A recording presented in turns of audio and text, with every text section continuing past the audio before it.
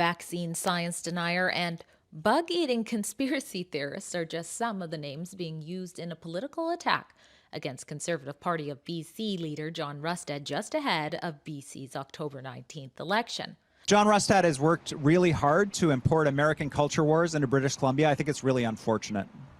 I think that following the path of conspiracy theories and dividing people and Donald Trump politics is terrible. But is the NDP smear campaign against the Tory accurate, and is it actually working? I'm Drea Humphrey with Rebel News. Let's talk about it. With writs already being issued and the final voting day being just 3 weeks away, parties for British Columbia's 43rd general election are running hard on the campaign trail, as to be expected.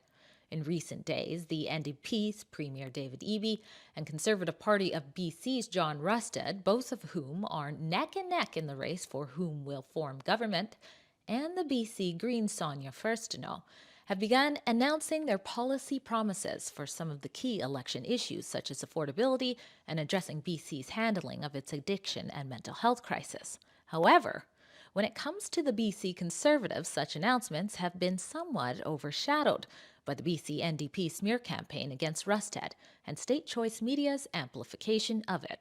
For example, on Monday, Rustad happily announced a major provincial tax break for both homeowners and renters. We need to do everything we can as a province to be able to help people, to be able to make a living here, to be able to stay here. We need to do everything we can to reverse this trend of the 72,500 people that left this province so that people can look at British Columbia once again to be able to build a future. People can look at this province once again to be able to say, yes, the dream of owning a home is within reach.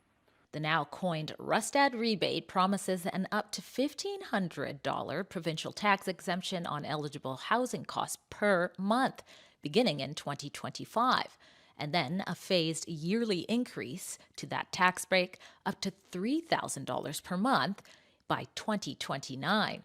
To put that into perspective, for the province that has the most expensive housing and renting costs in Canada, if the Conservatives are elected, British Columbian households could see an offset of as high as $36,000 of taxable income per year. This is one of the most significant tax reliefs that British Columbia has ever given, and certainly the largest tax relief that's ever been given to people who are renting homes or who are paying their mortgage. Despite such significance, the prominent headlines of that day and the days to follow have largely focused on the BC NDP's typical leftist-style smearing of Rustad, this time as some sort of science-denying anti-vaxxer and conspiracy theorist, due to the NDP releasing a small excerpt from a meeting hosted by the BC Public Servants for Freedom group that advocate for bodily autonomy.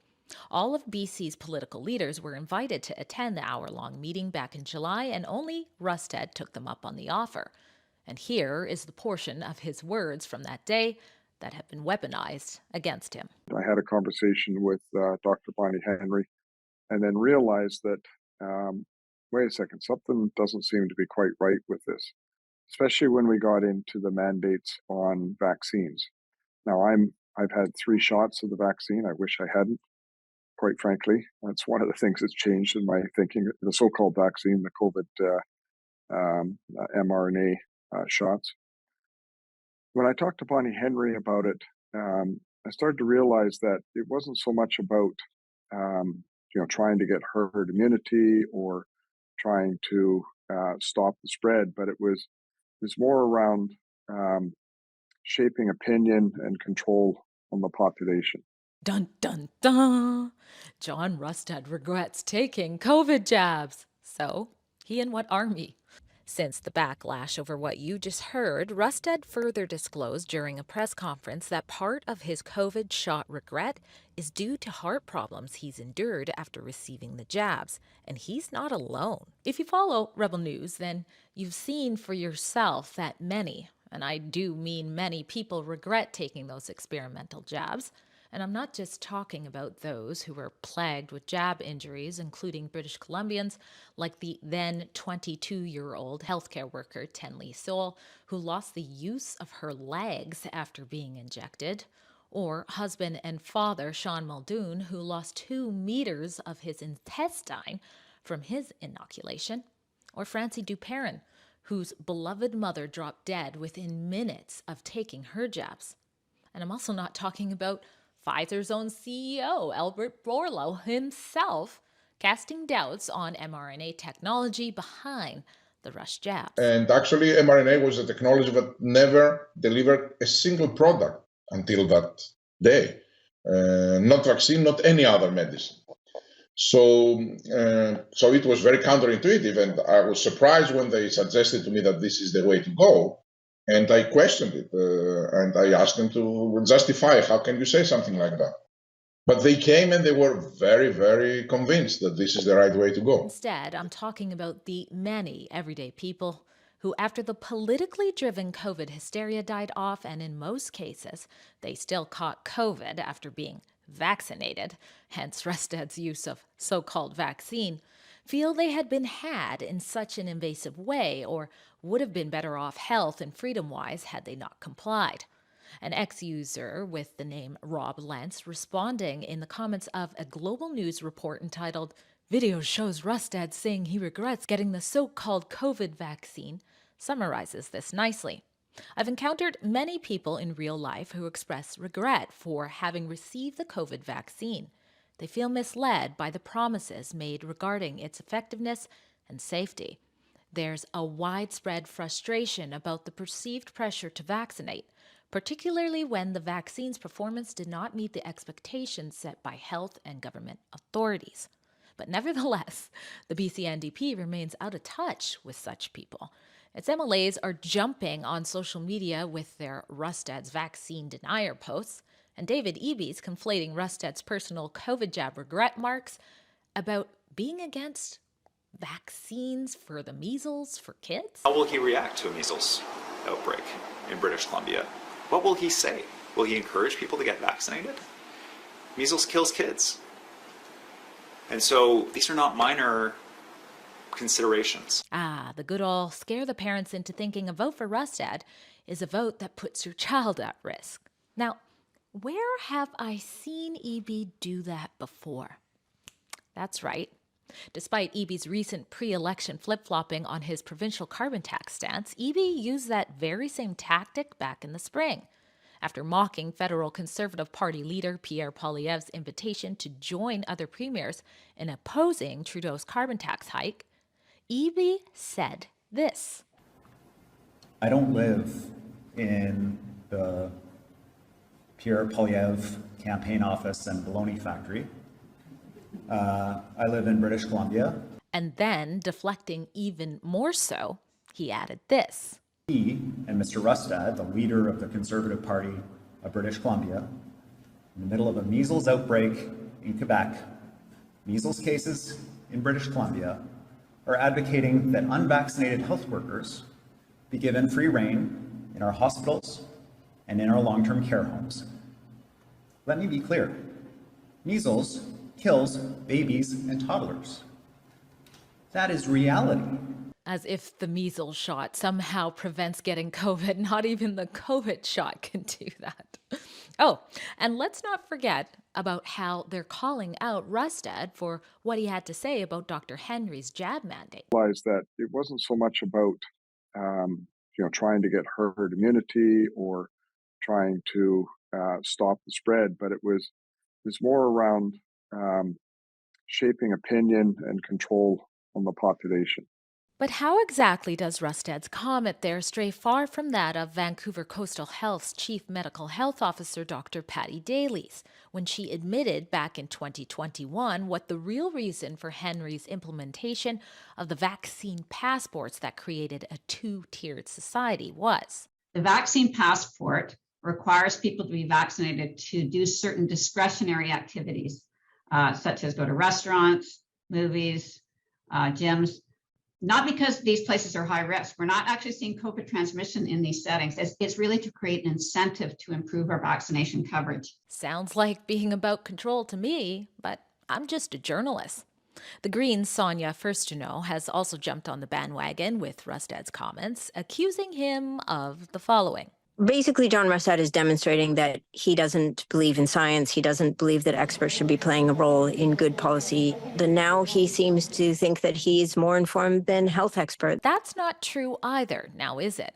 I mean, after all, as I mentioned, the video there, all of a sudden huffing and puffing about, is Rustad speaking with the BC public servants, which includes many medical professionals, both vaccinated and unvaccinated, who oppose Dr. Bonnie Henry's coercive COVID jab mandate that banned thousands of healthcare workers from saving lives in settings like hospitals for longer than any other jurisdiction in North America.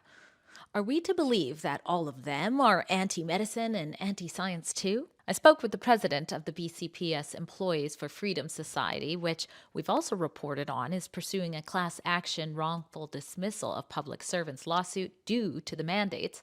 I wanted to get his thoughts on how the Conservatives' political opponents, who I'd argue includes the mainstream media, have been portraying what Rustad said during their meeting.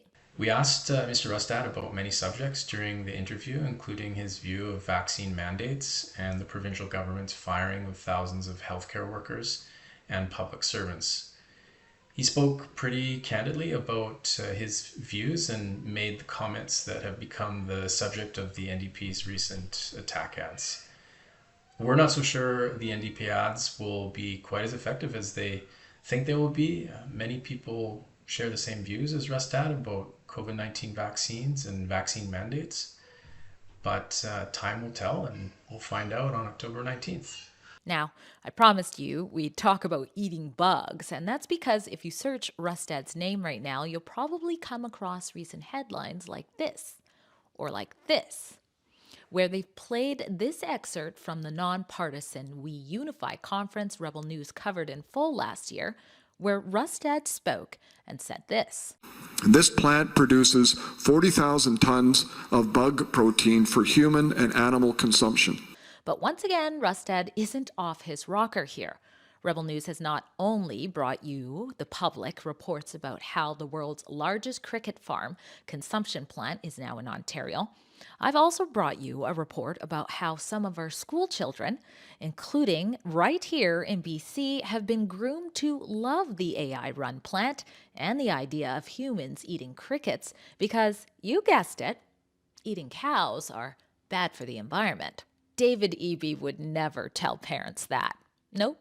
Instead, he says this about Rustad's concerns. You know, in my experience, the challenge with children up to a certain age is preventing them from eating bugs. But I mean, here's something that John Rustad and I can agree on. So let's put a hand across the aisle about not forcing children to eat bugs. I do understand why he has to clarify his position on issues like this, given the remarkably weird stuff he's been saying. You know what I think is remarkably weird?